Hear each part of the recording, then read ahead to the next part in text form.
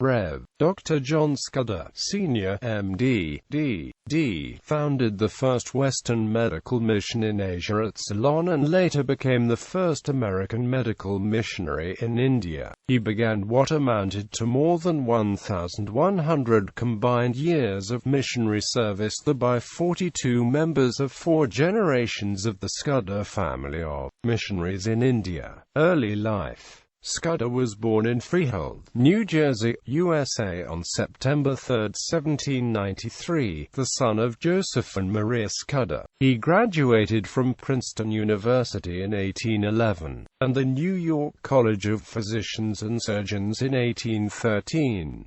He practiced successfully in New York City. One day, while visiting a patient, he saw on a table the pamphlet Conversion of the World, or the claims of the 600 million and the ability and duty of the Church as respecting them. As he read it, he became convinced that he was called to be a missionary in response to the command to go into all the world to preach the gospel and heal the sick. He then became thoroughly committed to serving God through medical missions of the American Board, later of the Dutch Reformed Board, Ceylon. He went to Ceylon in 1819 and founded the first Western medical mission in Asia at Panditaripo in Jaffna district as part of the American Ceylon mission. He served there for 19 years in the dual capacity of clergyman and physician. His most important service was the establishment of a large hospital, of which he was physician-in-chief. He was especially successful in the treatment of cholera and yellow fever. He also founded several native schools and churches. He later became the first American medical missionary in India, beginning more than 1,100 combined years of missionary service by 42 members of 4 generations of the Scudders in India.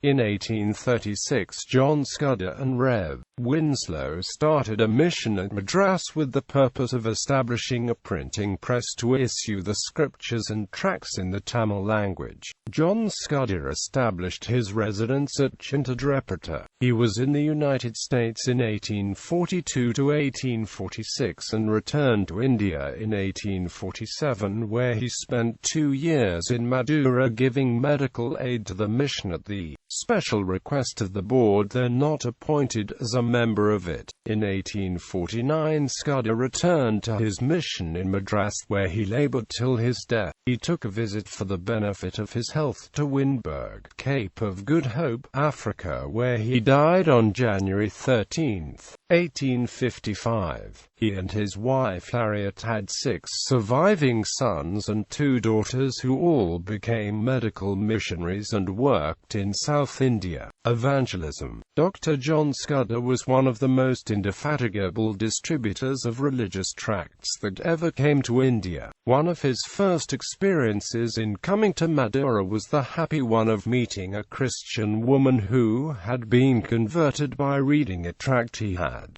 given her 15 years before when he was still a member of the Jaffna mission in Ceylon. The tract was The Loss of the Soul. His journal for the stay in Madura indicates that The Blind Way was the tract he distributed all the time. During his stay in India and Sri Lanka, he observed Hinduism, the prevalent superstitions, and inhumane rites and rituals of Hinduism of that time. He tried spreading awareness and abolish superstitions and cruel rites and ceremonies such as sati practice.